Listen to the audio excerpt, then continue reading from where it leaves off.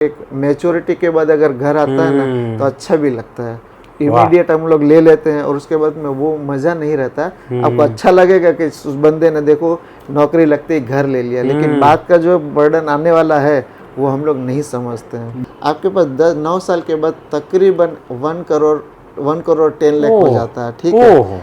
अब आप ये सोचते हो कि घर, तो उस समय घर जो आपने 75 लाख का था वो 1 करोड़ 30 लाख का है, राइट।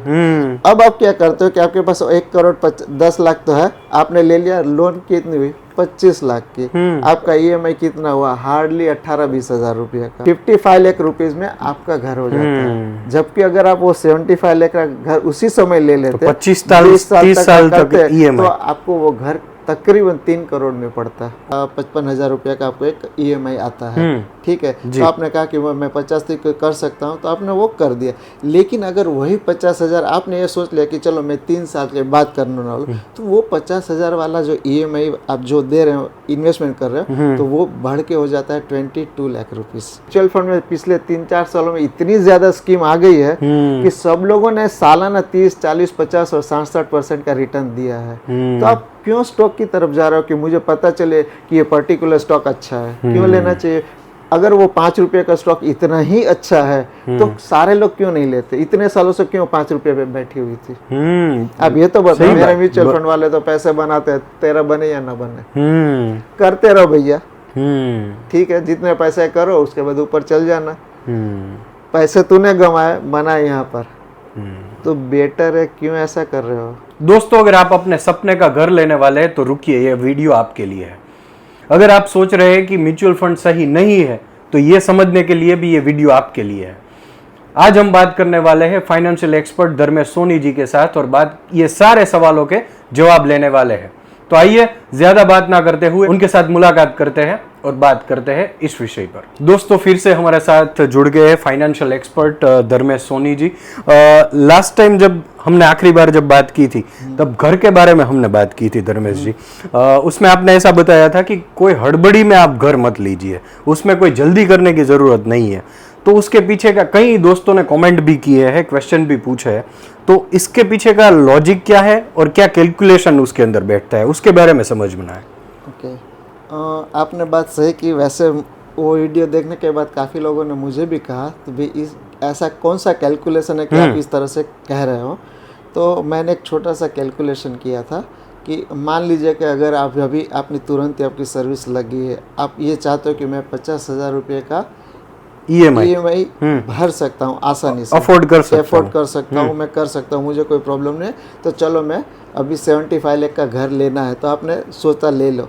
अब यहाँ पर जब मैंने कहा था कि ज़रूरी नहीं है कि आपकी वो सैलरी, आपका वो अर्निंग वो है कंटिन्यू रहे, ठीक है। तो कभी भी कुछ भी रिस्क हो सकता है, और आपका ईएमआई का बर्डन तो आपके ऊपर बढ़ा हुआ है। अगर कुछ प्रॉब्लम हो जाती है तो दोनों कुछ अपना जो प्लान है वो सब कुछ डिस्टर्ब हो सकता है। तो मैं आपको एक छोटा सा कैलकुलेशन देता हूँ कि मान लीजिए कि अगर आप ये सोचते हैं कि मैं 50,000 की ईएमआई भर सकता हूँ, आपने 75 लाख का घर लिया, तो आपको तकरीबन 65,000, मैं सोचता हूँ कि 55,000 रुपये का आपको एक ईएमआई आता है, ठीक है। तो आपने कहा कि मैं 50 तक कर सकता हूँ, तो आपने वो कर दिया। लेकिन अगर वही 50,000 आपने ये सोच लिया कि चलो मैं 3 साल के बाद करने वाला, तो वो 50,000 वाला जो ईएमआई आप जो दे रहे हो, इन्वेस्टमेंट कर रहे हो, तो वो बढ़ के हो जाता है 22 लाख रुपीज 3 साल में। तो वो 75 लाख रुपए वाला घर जो है 3 साल में बढ़ के 90 लाख हो जाता है। तो अब क्या होती है कि आपके पास 25 लाख रह गया।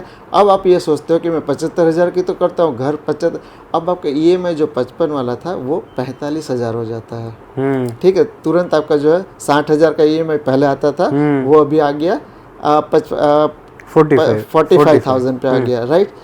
अगर आप उसको फिर से पोस्टपोन करते हो 9 साल के लिए, तो आपका जो 50,000 की एसआईपी जो आप कर रहे थे एक अच्छे म्यूचुअल फंड में अगर आपकी हो रही है, और मैं सोचता हूँ कि जो रिटर्न मिलने वाला है, तो उस रिटर्न के हिसाब से आपके पास 9 साल के बाद तकरीबन 1 करोड़ 10 लाख हो जाता है, ठीक है। अब आप ये सोचते हो कि घर, तो उस समय घर जो आपने 75 लाख का था वो 1,30,00,000 का है, राइट।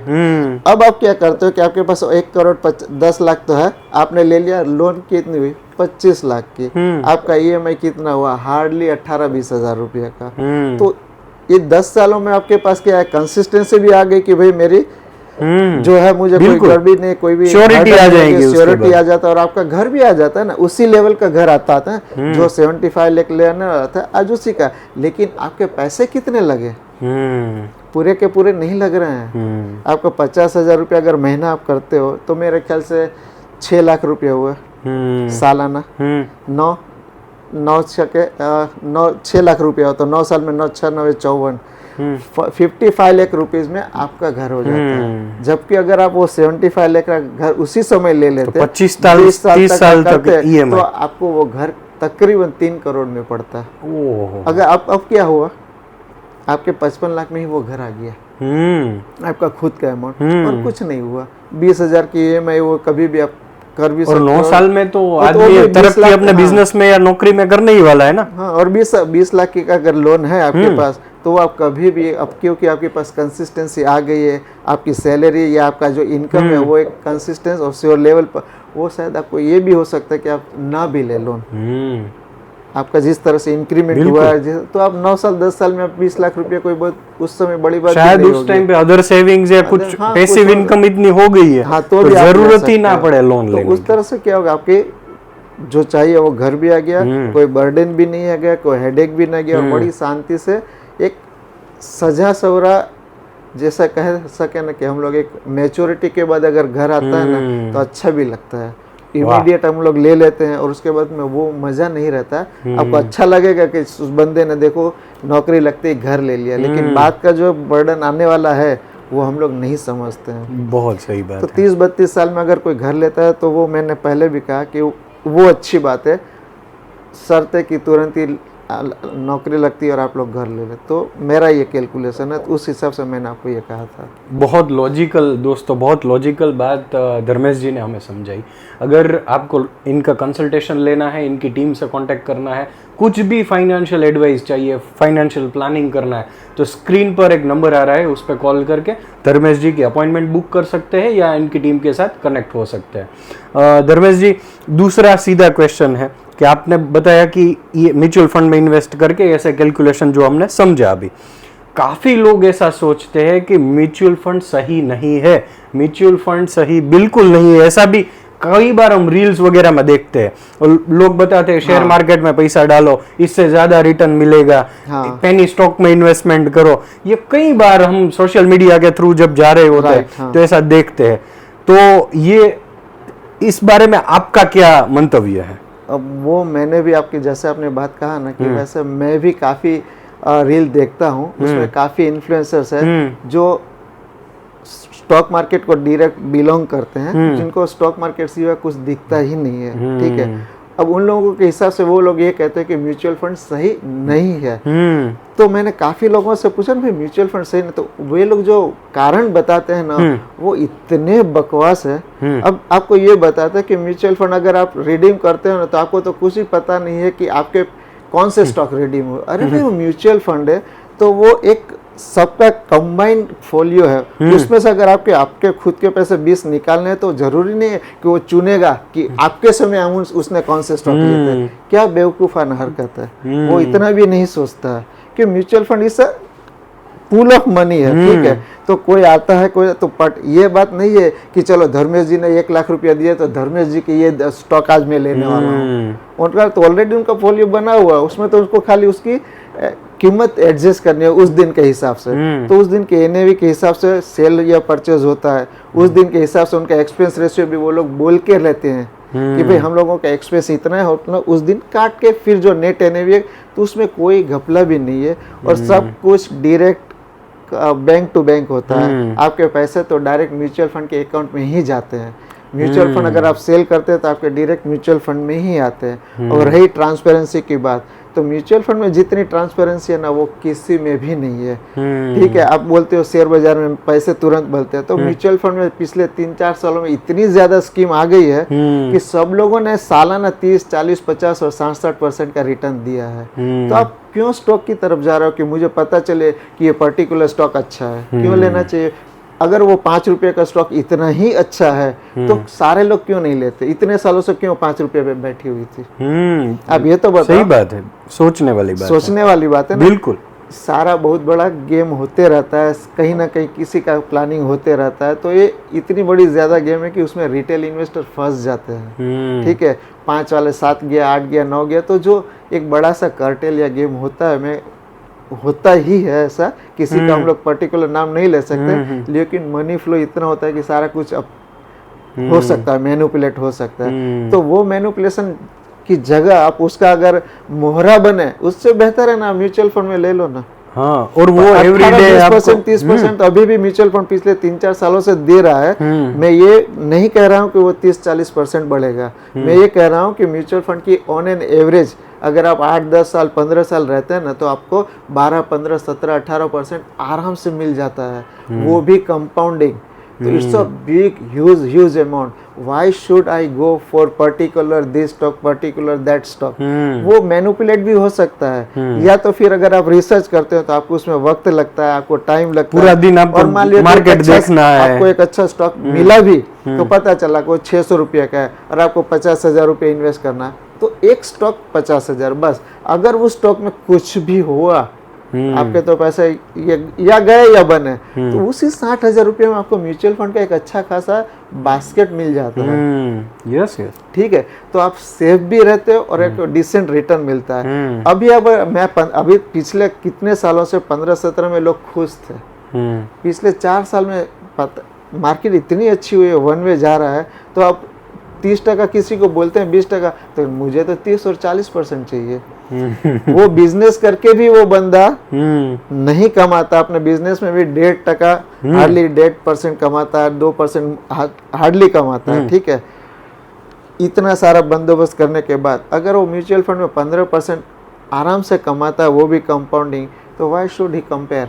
उसको उससे ज्यादा क्या चाहिए? ठीक है, तो म्यूचुअल फंड हकीकत में सही है। नहीं तो बड़े, जैसे मैंने कहा था कि बड़े बड़े सेलिब्रिटीज भी है, मेरे पास भी कुछ सेलिब्रिटीज है जिनका अकाउंट मेरे पास है। ठीक है, और अमिताभ बच्चन हो या सचिन तेंदुलकर हो या महेंद्र सिंह धोनी, वो बाकायदा म्यूचुअल फंड से ही क्रिएट करते हैं। ठीक है, उन लोगों के पास भी बड़ा फंड है, तो वे लोग म्यूचुअल फंड में एलोकेट करते हैं।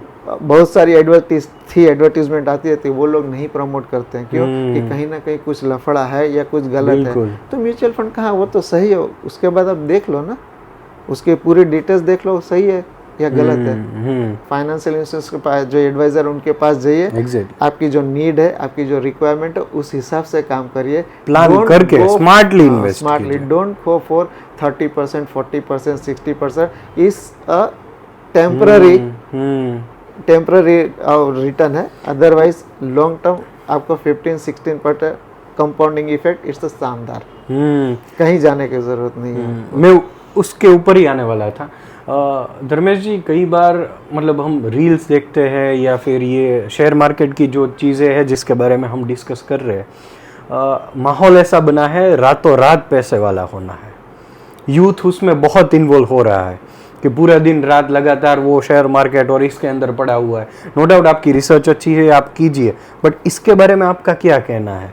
और ये रातों रात पैसे होने वाली बात जो है, उसके अंदर फ्रॉड भी उतने ही ज्यादा हो रहा है, लोग दूसरे रास्ते पे भी निकल जाते हैं, तो उसके बारे में क्या आपका कहना है? वो बात आपने जैसे बात कही ना कि यंगस्टर्स जो है, जो यूथ है, अभी क्या है कि टेक्नोलॉजी बढ़ गई है, तो हर दूसरे तीसरे दिन ना कुछ नई नई एप्लीकेशन आती है कि भाई आप स्टॉक में परचेस करो, सेल करो, नथिंग एल्स, आपको कोई ब्रोकरेज भी नहीं देना है। अब मुझे अगर कहीं पर कुछ पैसा नहीं देना, पर्टिकुलरली स्टॉक लेना है, तो तो मैं 1 स्टॉक लूँ, 2 स्टॉक लूँ, तो अब क्या यंगस्टर्स जितने हैं, अगर 20-25 हज़ार सैलरी वाला भी है ना, वो सोचता है चलो ना यार 2-3 हज़ार का कुछ ले लेते हैं, कुछ बेच देते हैं, तो दिन में वो 4 या 5 बार ऐसा करता है। अगर 300-400 मिल जाता है ना, तो दूसरे दिन वो दुगुना करता है, लेकिन वो ट्रेडिंग ही करता है, इन्वेस्ट नहीं करता है। तो आज अगर मैं ये कहूँ कि NSE, national stock exchange, Bombay stock exchange, या फिर जितनी बड़ी एप्लीकेशन अभी मार्केट में है, जिनके यहाँ से लोग यंगस्टर ट्रेडिंग करते हैं, उन एप्लीकेशन वालों का भी डेटा अगर इन सबको बोला जाए तो सबका एक सुर पक्का है कि 95% traders they loss their money. ये ओपन डेटा, आप गूगल से कहीं भी देख लो, ठीक है। मुझे पर्टिकुलरली मैं ये नाम लेके इतना नहीं, कोट नहीं करना कॉमन है, कोट नहीं करना है, कॉमन है, 95% ट्रेडर लॉस। लेकिन क्या होता है, मुझे तो 2-3 हज़ार गया, नेक्स्ट टाइम फिर मुझे मिल जाएगा, तो फिर वो ये फंसते जाते हैं। तो ये क्या, अब ये यूथ क्या होता है कि 6 महीना 5-6 महीना नहीं मिला ना, वो तो बंदा निकल गया कि अब अपने का बस कर, दूसरा कोई आ जाता है, तो ये कंटिन्यू चलता है। तो इस वजह से क्या होता है कि अभी यूथ में धीरे धीरे कहीं कहीं पर इस हद से ज़्यादा बढ़ गया कि लोग अभी घर से पैसे तो डालनी है, किसी को देना है, तो कहीं ना कहीं से फिर ब्याज इंटरेस्ट पे पैसे ले लेते हैं, क्रेडिट कार्ड ले लेते हैं। इस तरह से उनके ऊपर जैसे वो बोलते हैं ना कि देनदारी बढ़ जाती है उनके ऊपर, ठीक है। अब उनके पास पैसे तो है नहीं, तो डिप्रेशन में आके वो लोग सुसाइड भी कर लेते हैं। बिल्कुल सही बात, ठीक है। बहुत तो बड़ी समस्या है। यंगस्टर्स को जितना ये कहना, अभी मैं मैं हर बार ये कहता हूँ यंगस्टर्स लोग से कि आप इन्वेस्ट करें, ट्रेडिंग ना करें, ठीक है। तो आप आराम से पीसफुल अपनी लाइफ प्लान कर सकते हो। हालांकि अगर मैं एज अ लेमैन या कुछ हंसते हुए अंदाज में कहूँ तो भाई तू ट्रेड करते रहना ना, तुम्हारा ट्रेड की वजह से तो मेरा म्यूचुअल फंड चल रहा है, मार्केट ऊपर नीचे तुम्हारी वजह से ही हो रही है ना, तो मेरे म्यूचुअल फंड वाले तो पैसे बनाते हैं, तेरा बने या ना बने, करते रहो भैया, ठीक है। जितने पैसे करो उसके बाद ऊपर चल जाना, पैसे तूने कमाए बनाए यहाँ पर, तो बेटर है क्यों ऐसा कर रहे हो, खुद भी शांति से अपने बिजनेस पे फोकस करो, जो उस पे फोकस करो, बिजनेस पे फोकस करो, तो ऑटोमेटिकली आपके पास जितने चाहिए ग्रो होने ही वाला है, आपका आ ही जाने वाला है। तो यही कह रहा हूँ कि भाई यंगस्टर्स को कि आप ट्रेडिंग से दूर रहें। अगर आप टाइम दे सकते हैं, आपके पास रिसर्च है, आपके पास नॉलेज है, डेफिनेटली आप जाओ स्टॉक एक्सचेंज में, मेरी जरूरत नहीं है। मैं फिर ये कह रहा हूँ कि जरूरत नहीं है, लेकिन जस्ट सेक ऑफ एंटरटेनमेंट, कोई कर रहा है, दोस्त कर रहा है, चलो 2-3 हज़ार तो है, चलो पंच कर दो, क्या है, ठीक है। तो वो नहीं करे तो अच्छी बात है, मैं यंगस्टर से यही कहूँगा। धर्मेश जी ने बहुत अच्छी एक एडवाइस दी है, फाइनेंशियल एडवाइजर है वो। इनकी टीम के साथ आपको कनेक्ट करना है तो स्क्रीन पर जो नंबर आ रहा है उस पर कॉल करके बात कर सकते हैं, इनकी अपॉइंटमेंट बुक कर सकते हैं और इनके साथ मुलाकात भी कर सकते हैं। तो दोस्तों ऐसी बातें करते रहेंगे और इस एपिसोड की सीरीज में आगे मिलते रहेंगे और फिर बात करेंगे बात गुजराती पर।